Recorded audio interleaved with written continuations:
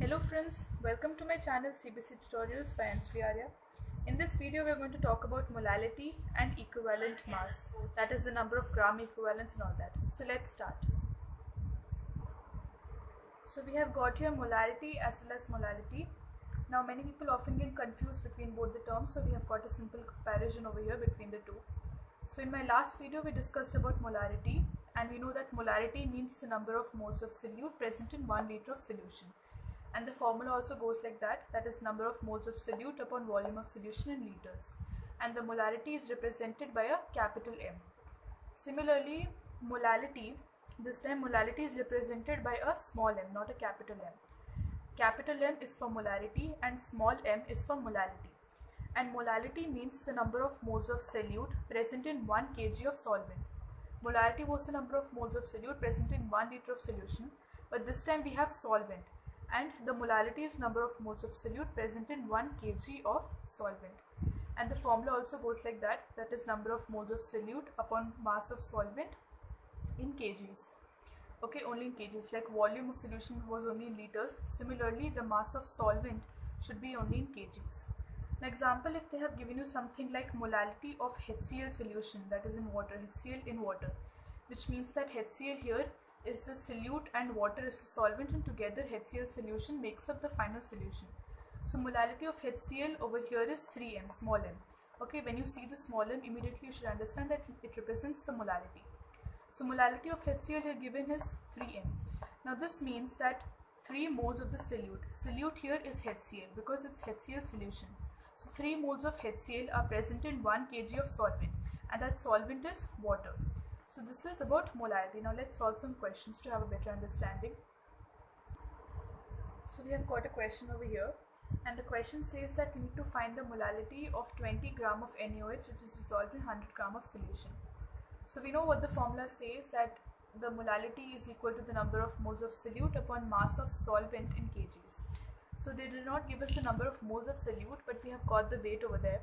So with the weight we can calculate the number of moles. Now as you know that the number of moles, we have a formula for that, where number of moles is equal to the given mass upon the molar mass. So you know we have got this formula where number of moles is equal to given mass upon molar mass, and we can put that formula and we can find out the number of moles.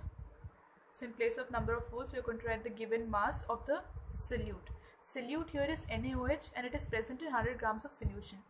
They did not tell us anything about the solvent over here. Okay, so 20 gram is the given mass upon the molar mass of NaOH. When we calculated it, it turns out to be 40. Then whole divided by mass of solvent. Now if you check over here, they have given us the mass of solution and not the mass of the solvent. So we have to find out the mass of the solvent. So since we know that 100 gram of solution is present and that 20 gram is the solute, and you know that solute plus solvent together make up the solution, right? Solute plus solvent together make up the solution, we know that. And they have given us that the solute, which is NaOH, is 20 grams. We have to find the solvent, and they have also given us the mass of solution, which is 100 grams. So when we find the solvent, it turns out to be 100 minus 20, that is equal to 80 grams. So 80 grams is the mass of the solvent. So 80 grams, but since we have to find out in kgs, so I'm going to divide 80 by 1000, and then we are going to solve this. So when we further solve it, we get the answer to be 25 by 4, and when we further check for this, it comes out to be 6.25 moles per kg. Or instead of moles per kg, you can even write 6.25 small m, because small m represents the molality. So here comes the next question, and again we have to find the molality of 0.85 grams of NH3 which is dissolved in 100 ml of solution, and they have given us the density of solution to be 1.2 grams per milliliter. So first, in place of number of moles of solute, again we are going to write the given mass upon molar mass, like how we did in our previous question. So given mass of NH3 is 0.85 and molar mass of NH3, when we calculate, it turns out to be 17. Okay, 17. Then we have to find the mass of solvent. So here comes the question. Now for finding the mass of the solvent, we first need to know the mass of the solution. And we don't know the mass of the solution, we know the volume of the solution. and they have also given us the density. So we can put this formula that density is equal to mass upon volume. Okay, so in place of density we have 1.2 grams per milliliter. We need to find the mass, and in place of volume we are going to put 100 ml, because we need to find the mass of 100 ml of solution, and the density of the same solution is 1.2 grams per milliliter. So when we find out, the mass is 120 grams. Okay, it turns out to be 120 grams. So now we have found out the mass of the solution. This is the mass of the solution. Now what we need to do is we need to find the mass of the solvent, and for finding the mass of the solvent we have to do mass of the solution minus mass of the solute. Mass of the solute is 0.85 grams, because NH3 here is the solute, so that is the mass of the solute, and when we do it, it turns out to be 119.15 grams. So that is mass of the solute. So we are going to put that value 119.15 grams upon 1000, because the mass of the solute is present in grams, so we are going to convert it into kgs. So when you further solve it, you will get the answer in moles per kg. So find out the answer for this question, comment it in the comment section. So now we are going to talk about equivalent mass. Now equivalent mass has got a formula that equivalent mass is equal to the molecular weight upon the x. That is, here x stands for the valence factor. Now this x which is present over here, it is different in cases of acids, bases and salts. Okay, the x will be different in acids, in bases and in salts. Now let's see what will x will be in case of acids. Now in case of acids, x is going to be the basicity. Now basicity means the number of hydrogen ions that can be produced by one molecule of that acid. Okay, like if you have an acid and one molecule of acid is going to produce how many H plus ions will be the x factor. Like let us take an example. Suppose we have an acid, sulfuric acid suppose. So here H2SO4 is present, this is the acid, and we have to find out the equivalent mass for this.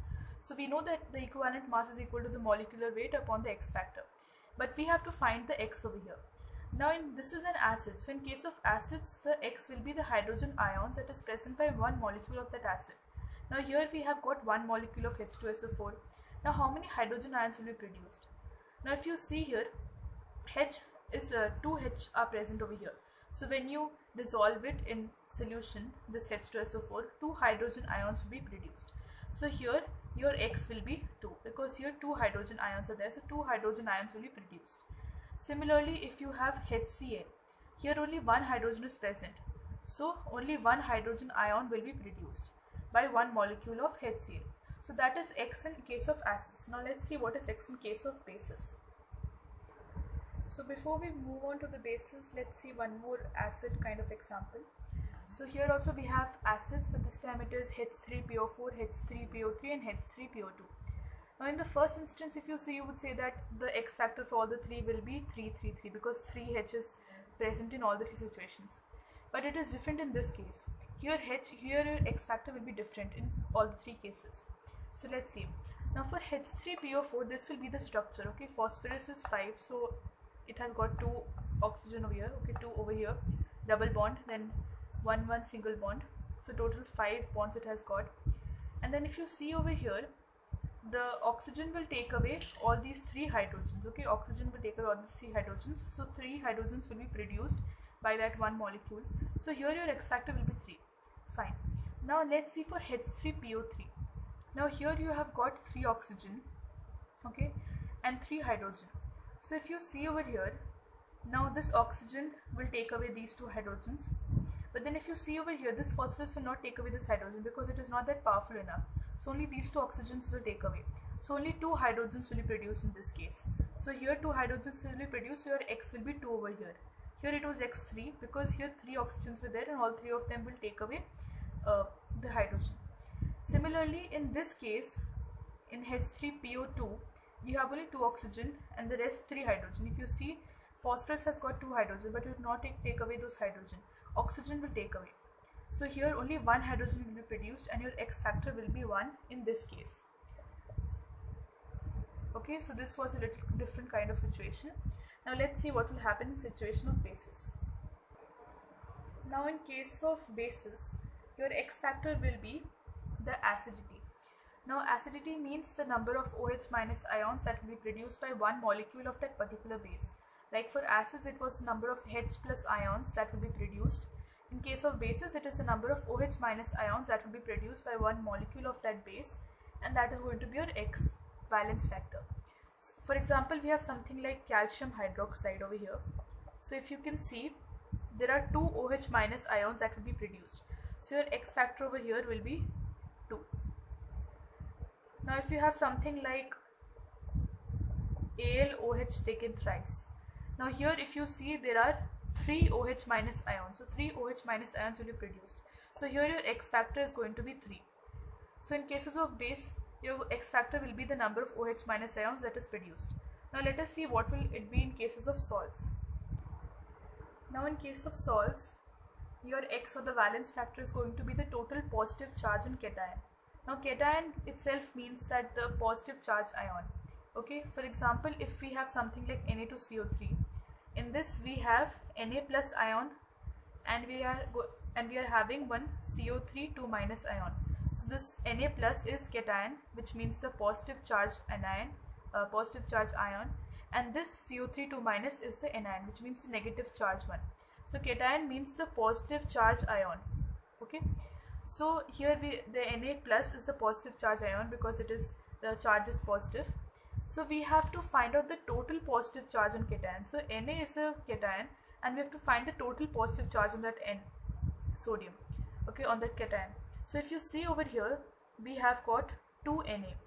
So we are going to have 2 Na plus ions. So the total positive charge is going to be 2. So your X factor is going to be 2. Similarly, if we have like AlCl3, okay, if we take another salt, that is AlCl3, here your Al, that is the cation, so its charge is Al3 plus. Okay, so Al3 plus, so that is a cation. Now this time, if I ask you that how many total positive charges are present on the cation, now if you see here, we have got 3 over here, so your X factor will be 3. There are 3 ions of Al, okay, aluminium. Here we had Na plus, okay, but there were 2 Na plus, so total positive charge was 2. Here we have Al 3 plus, but the charge is 3 plus, so your X factor is going to be 3 over here. Okay, now if we have something like Al2 SO4 taken thrice, so if we have some salt like Al2 SO4 taken thrice, now if you see here your cation is aluminium, and the charge of aluminium is Al3 plus, but you have got 2 aluminiums over here, okay, 2 aluminium ions. So here your total positive charge will be 2 times 2 aluminium ions with 3 charges, okay, 3 positive charge. So 2 into 3, that is 6. So here your X factor will be 6.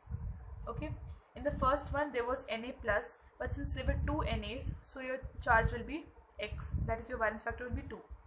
Now in second situation we had AlCl3, where the Al's charge was 3 plus, so there were 3, the charge was 3, so your X factor was 3.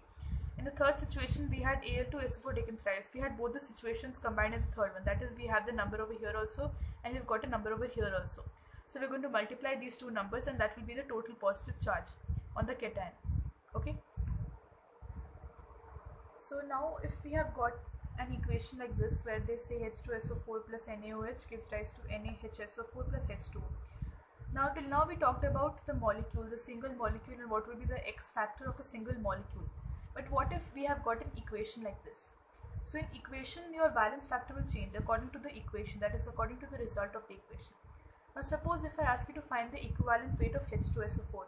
Now you know the formula for the equivalent weight is molecular weight upon X, and the molecular weight of H2SO4 will be 2 plus 32 plus 64. Okay, now we need to find the X. Now what will be the valence factor of X in this situation? Okay, in H2SO4. Now in the previous examples I told you that H2SO4 is going to have X to be equal to 2, because you see that 2 hydrogen is present. But in this situation it is different. Now if you look at the result to the NaHO4, if you look at the result, that is the NaHSO4, if you see that, now you can see that in the result one Na from NaOH, and then one H, okay, one H from HSO4, and this SO4, they combine to form NaHSO4. and the remaining one hydrogen of H2SO4 and OH combines to form H2O. Okay, so if you see the result, that NaHSO4, if you see the Na from NaOH, then the SO4 from H2SO4 and one hydrogen from H2SO4, all these three, they combine to form NaHSO4. Then what will happen to the remaining hydrogen of H2SO4, because one hydrogen is combining with Na and SO4 to form NaHSO4. So that one leftover hydrogen of H2SO4 will combine with this OH to form H2O. Okay, that is water. So here your X factor for H2SO4 will be 1, because you had two hydrogens over there, but one hydrogen was combining to form this, and the leftover one hydrogen was removed out of the molecule, that is, it was given out, it was produced, and that combined with this OH to form water. So one hydrogen was produced in this situation. So here your X factor is going to be 1, and if you solve it, it turns out to be 34 plus 64 by 1, that is 98 grams. So here your equivalent weight is going to be 98 grams for H2SO4 in case of this equation. So we have got here three formulas that are interconnected to each other, and they can be used in the examples which you are going to solve next. So we have the formula for molecular weight. We know this formula from the very starting of the chapter itself, that the molecular weight or the molecular mass means the same. We know that the formula which says that number of moles is equal to given mass upon molecular mass, or molecular weight. Molecular mass and molecular weight are the same thing. Okay, so we know that formula, that number of moles is equal to the given mass upon molecular weight. Then we have one formula for gram equivalence. Okay, in the next example we are going to solve questions related to gram equivalence. So for the gram equivalence, we have this formula, that number of gram equivalents is equal to the given mass upon equivalent weight. Okay, number of gram equivalents, the formula is the given mass upon your equivalent weight, and the formula to find the equivalent weight is what we discussed just now, that is molecular weight upon your X, and this X, which is the valence factor, is different in cases of acids, bases and salts. So these three formulas are interconnected to each other. So now we have got a question over here. Now in this question we need to find the number of gram equivalents which is present in 0.4 gram of NaOH. Now just now we discussed the formula for the number of gram equivalents, which is equal to the given mass upon the equivalent weight. Now they have given us the mass of NaOH, whose gram equivalents we have to find, and they have given us that the mass of NaOH is 0.4. Okay, the mass is 0.4. Now we need to find the equivalent weight for finding the gram equivalents. Now we discussed that the equivalent weight is equal to the molecular weight upon your X factor, valence factor. And the molecular weight of NaOH is 23 for sodium, then 16 for hydrogen, and 16 for oxygen, 1 for hydrogen. So 23 plus 17 by X. Now if you see here, we have got NaOH, and this NaOH is base because OH minus ions will be produced by this molecule. Now X factor will be the number of OH minus ions that will be produced by the base. So OH minus ions, if you see, you have only one OH minus ion for this one molecule of NaOH. So your X factor will be 1. Okay, your X factor over here will be 1. Now the equivalent weight will turn out to be 40 grams.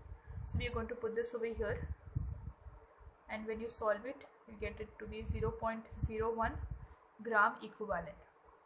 Okay, so that's how you solve it. Now in this bit, we are going to find the gram equivalent for 0.98 grams of H2SO4. So in the previous bit, we took a base, that is NaOH. In this bit, we are going to talk about an acid, and in the next bit, we'll also take a salt. So over here, we know that the gram equivalent is equal to the mass given upon equivalent weight. The given mass over here is 0.98. We have to find the equivalent weight. The equivalent weight is equal to the molecular weight upon X. We discussed about it. The molecular weight of H2SO4 will be 2 plus 32 plus 64 upon X. Now X will be the number of hydrogen ions that will be produced in case of acids. We have got here an acid, so we have to find the number of hydrogen ions that will be produced by that one particular molecule. So in this one molecule of H2SO4, you can see 2 hydrogens are present. So 2 hydrogen ions will be produced. So your X factor in this case will be 2.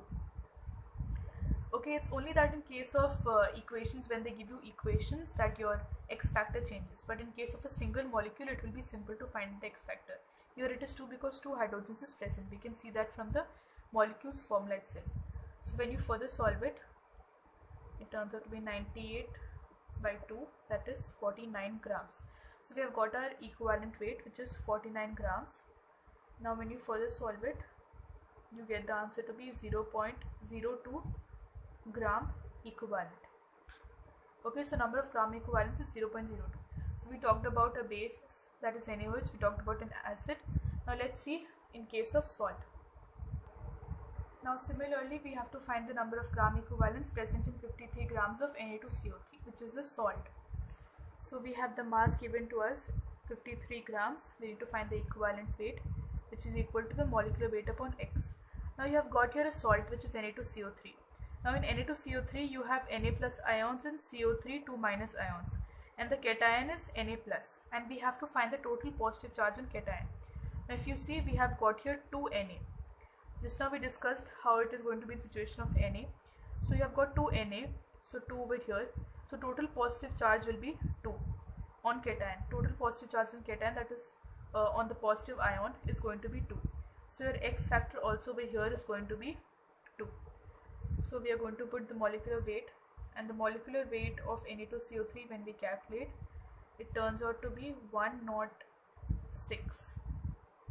Okay, 23 for sodium, then 12 for carbon, and 16 for oxygen, that is 16 to 3, 48.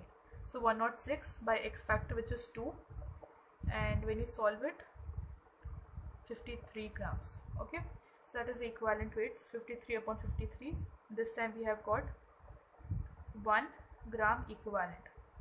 Okay, so that is in cases of acids, in cases of bases, and in cases of salts. So now we have got one more question. Now with this question, we're going to get one more formula which will be useful in the sums. Now in this question, they ask us to find the number of gram equivalents present in 3 moles of H2SO4. So this time, in place of giving the mass of that particular molecule, they have given us the number of moles. So we know that number of moles is equal to the mass given upon the molecular weight, right? We know about these 3 formulas, that number of moles is equal to the mass given upon molecular weight. We have to find the number of gram equivalents. So in place of mass given, we can take the formula for mass given, that if we have this formula, that number of moles is equal to mass given upon molecular weight. Now if we have to find the mass over here, then what are we going to do? We are going to do number of moles. We are going to do number of moles into the molecular weight, right? With this formula, we are going to find the mass, and for finding out the mass, we have to do number of moles into molecular weight. Only then we are going to get the mass. So in place of mass, we can write number of moles into molecular weight, right? In place of mass, we can write number of moles into molecular weight. Now we have to find the equivalent weight. We know that equivalent weight is equal to molecular weight upon X. So we can write molecular weight upon X, and when you further see, it turns out to be number of moles into molecular weight will be equal to, now this will go up, okay, into X, into your X factor by molecular weight. Okay, this will go up because it is dividing. So into your X factor by molecular weight. Now I've got your molecular weight, down also molecular weight. So when you further cancel it, you get that number of moles into your X factor. So with this, we have got one more formula, that your number of gram equivalents will also be equal to number of moles into your X factor. Okay, so number of moles given to us is 3, and your X factor for H2SO4 is, this is an acid H2SO4, the number of hydrogen ions is 2, so X factor will be 2, so 3 into 2, 6. So this is an easy formula. So whenever they have given you the number of moles of that particular molecule, and they have asked you to find out the gram equivalent, then you can use this formula, that number of gram equivalent will be equal to the number of moles into your X factor. Okay, and then your sum will become very simple. So this is also one of the formulas you can consider. So over here we have to find out the number of gram equivalents present in 3 moles of AlCl3. AlCl3 is a salt, and this time they have given us the moles. So just now we derived one formula that whenever they have given us the moles, we have an easy method of solving it. That is, in place of writing all those three formulas, we can write one simple formula, that is number of gram equivalents is equal to the moles into the X factor. So the number of moles present over here is 3, and your X factor for AlCl3 will be, now since AlCl3 is a salt, we have to check the total positive charge on cation, that is the positive ion. Positive ion is Al over here because Al's charge will be plus and its charge is 3 plus. So your X factor over here will be 3 because total positive charge is 3. So 3 plus. So your X factor over here is 3. So 3 into 3, 9. So 9 is your gram equivalent weight. Now if you want to check it by those other formulas, those three formulas, then also you can check it. The answer is going to be the same. So one last thing about gram equivalents is that the number of gram equivalents of the reactants in a reaction are always same. Okay, now if we have got an example over here. Now in this reaction, H2SO4 and NaOH are the reactants, and the gram equivalent of these two reactants should be the same. That is according to that statement. Okay, now if you balance this equation, it turns out to be 2 and 2. Okay. Yeah, so this equation is now balanced. Now let's find out the gram equivalents of both these reactants. Now we have one formula, right? The number of moles into X factor will be the gram equivalents. So over here we have 1 mole of H2SO4, right? Only 1 mole of H2SO4. Then here we have 2 moles of NaOH. Okay, you know that thing, right? Where the number which is present in front of the molecule represents the number of moles. You know that. So here 2 is present in front of NaOH, so 2 moles. Okay, and here nothing is present, so 1 mole. So 1 mole of H2SO4 is present, and then 2 moles of NaOH is present. And then we have got this. Now we have got the number of moles. Now we need to find the X factor. Now X factor of both this will be, now if you see the final result over here is Na2SO4. Now 2 Na from here it will go, and 1 SO4 from here will go. So the rest H2 which is left over, it will be given out by that H2SO4 because that SO4 is going and combining with that Na. So that H2 is given out, and that H2 which is given out combines with this OH to form H2O. So that H2 is given out in this situation. So 2H is given out, so the X factor for H2SO4 is 2. Now similarly over here in this NaOH, this Na is combining with SO4. So one OH is given out, okay? One OH is given out. Because it is a base, we have to see the OH, and one OH is given out which combines with this H2. So one OH is given out, so the X factor over here is 1. And here it is 2. So we know that number of moles into X factor gives us the gram equivalent. So 2 into 1, 2 gram equivalent for H2SO4. Here also 2 into 1, 2 gram equivalent for H2SO4. So here you can see that the statement is proved correct, where the number of gram equivalents of both the reactants are same in an equation. Okay, so let's take one more example of another equation where H3PO4 combines with NaOH, 3 moles of NaOH, to give rise to Na3PO4 and 3H2. So this is a balanced equation. Okay, always see for the balanced equation. So this is a balanced equation, and we need to check the gram equivalents of both the reactants. So if you look at the number of moles, here you have 1 mole, okay, 1 mole of H3PO4, because in front of this whole molecule you have nothing. So 1 mole is present. Then in front of this whole NaOH you have 3. So 3 moles of NaOH is present. Then what is the X factor in both the situations? Now if you see towards the result, okay, whenever we have this equation, we always check the result for finding out the X factor. If we have a single molecule, then it is easy to find out. But when we have a chemical equation, we check for the result. Now if you see for the result, you have Na3PO4. Now 3 Na from here and 1 PO4 from here, this Na and this PO4, both of them will combine to form Na3PO4, and the rest H3 is given out. Okay, so from H3PO4, that H3 will be given out, and that PO4 goes and combines with Na. So that H3 is given out, so 3H is given out, so your X will be 3.